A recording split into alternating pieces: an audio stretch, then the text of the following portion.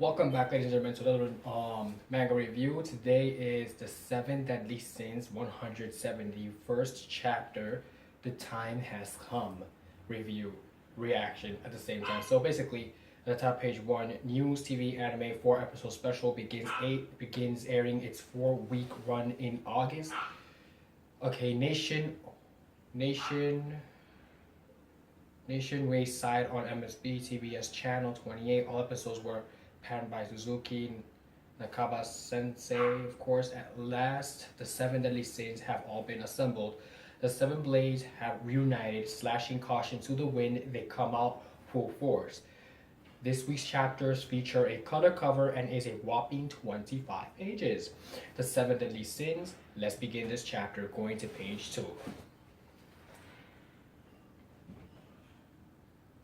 So page 2, of course, the cover for the 7 deadly sins. Page 3, probably some fan art we're probably gonna run into, which they're not bad really. The fan arts are real good. This one especially looks like great. Looks very good actually. So let's go on to page 4. We begin with a color cover page, of course. The attack.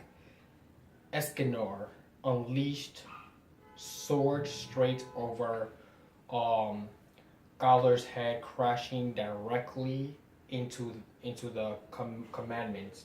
So basically, last chapter, if you remember, the attack Escanor was used last chapter, and the hope in the attack was not to cause physical damage, but to cause some to strike the commandments. And a lot of people are familiar with the commandments, I feel, at this point, which is the 7 deadly sins takes after, exactly after that. I'm not going to say because we're pretty talking about manga here, not anything else that's not referred to as with the manga.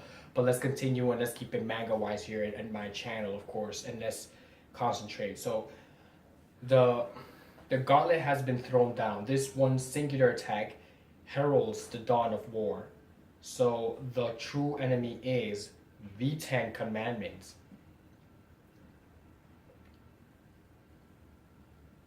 So here we go. The 10 Commandments crushed by Escanor's attack. So the time has come for war at this point because we now figured out the real enemies are the 10 Commandments, not the people they're directly fighting. So this basically is gonna call for war and probably a couple of battles to break out loose, and pretty much after that, people are gonna start pretty much fighting.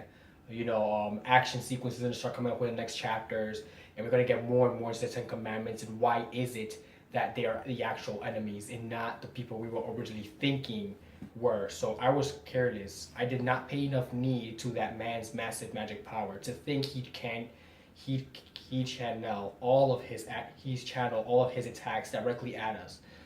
Did you see that huge explosion just now? What happened? Escanor, that crazy old bastard, he just opened a huge can of whoop ass against the 10 Commandments. He's gone, and now, what the hell is he trying to ruin the festival?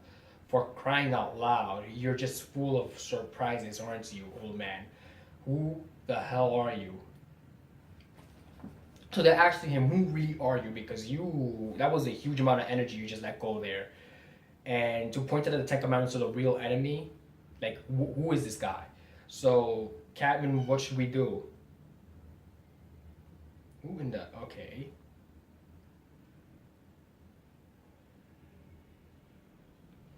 Enough foreplay. Let's get the real festival started.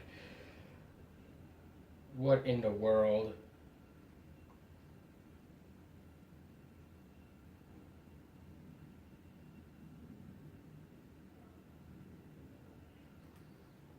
So the captain right now, he's fighting this humongous, of course, this humongous of a guy that thinks he stands a chance where he really doesn't. So basically, the festival has begun.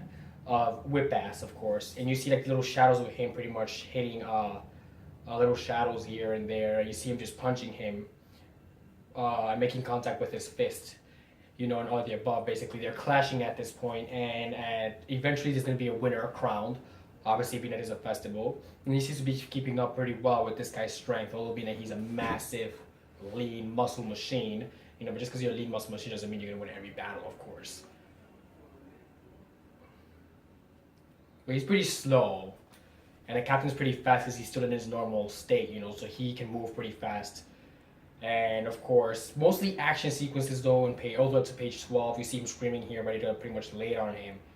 And he seems to be blocking and countering every attack that he throws at him, which is pretty impressive.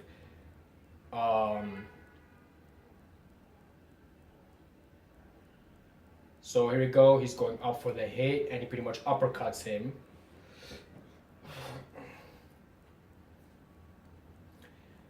See what happens next. So, okay, one of the guys is actually shivering. He's gonna take out his sword. Is it just me or this guy has more than one arm? Or is it just he's moving it very fast? I think this illustration is really confusing me. But I'm gonna go ahead and guess that he has 4 arms at this point. Yes, he does have 4 arms. So he uses his sword to slice off his arms, obviously, and you see them fall on the ground. Pretty much does not bode well for our enemy over here. He's being destroyed at the seams. So this is what you had up your sleeve. I was just waiting for an opening, a window of opportunity so that I could polarize the both of you into oblivion.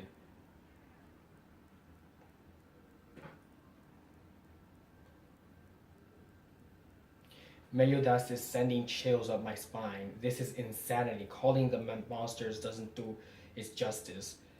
He was waiting for a chance to destroy them? Why didn't anyone tell me a thing about this plan?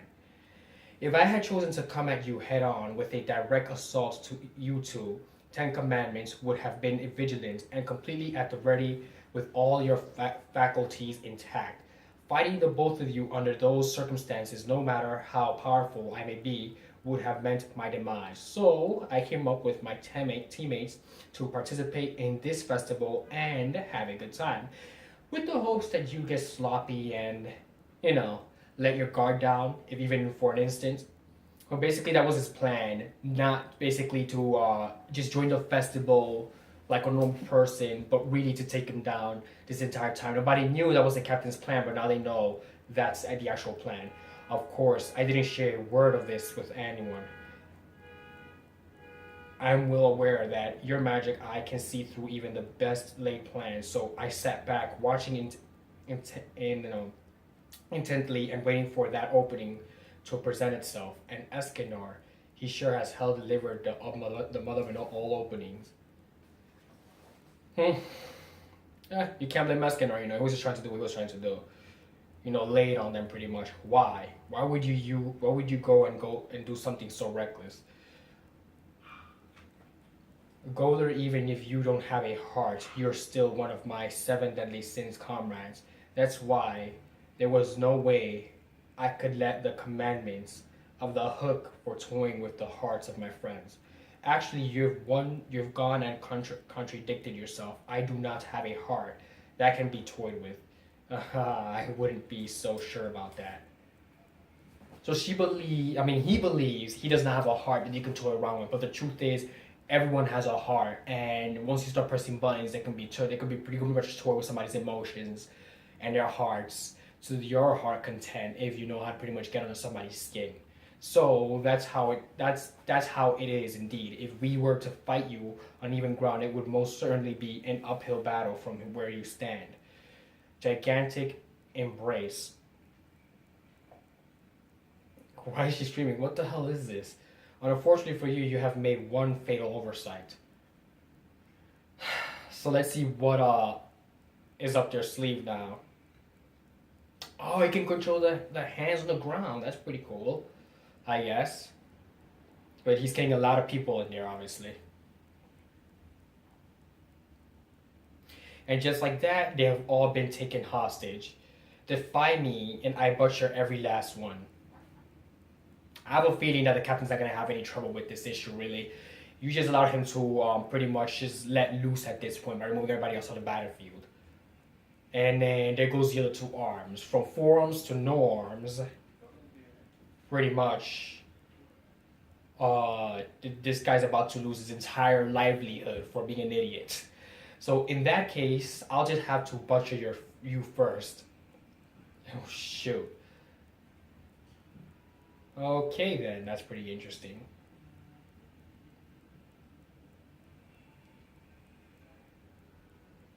So the time has come, obviously, for this character to meet his demise. That's one thing for sure. Q3, a corner backwards response. So basically, phew, that nearly sent me on a one-way trip to the afterlife. Spirit Spear, Basquiat's fifth form. Yggdrasil armor. So just hang in there, Dolor. I'll have you back to good as new in just a sec.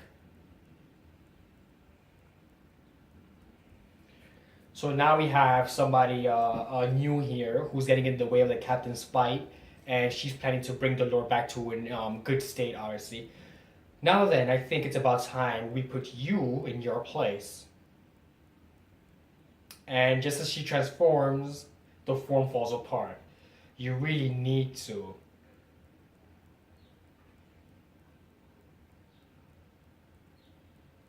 Quit while you're behind before things get really ugly. And now the darkness shall come to know the name of the strongest of all men. A hero stands, that man's name is Meliodas, of course. So, of course, the hero's name is Meliodas, and he's now revealing his true power. And one of the enemies trying to help the Lotus up from his little, uh, you know, nonsensical fighting skills that he calls a battle with his forearms. Of course, more like no arms now because he got all four arms chopped off. You had one of them jump into the fray, and Meliodas makes it known that you need to really quit what you're ahead, because now that you're delayed, you have nothing else to do. And this time around, I'm going to take you down, and I'm going to make sure it's permanent. Translation there in the last page of this chapter. So thank you for watching the 7 Deadly Sins 171st chapter. The time has come. If you're new to my channel, don't forget to subscribe down below. You can also leave a comment, and you can also like the video. And if you want, you can follow me up on Twitter. So, thank you very much, and have a nice day.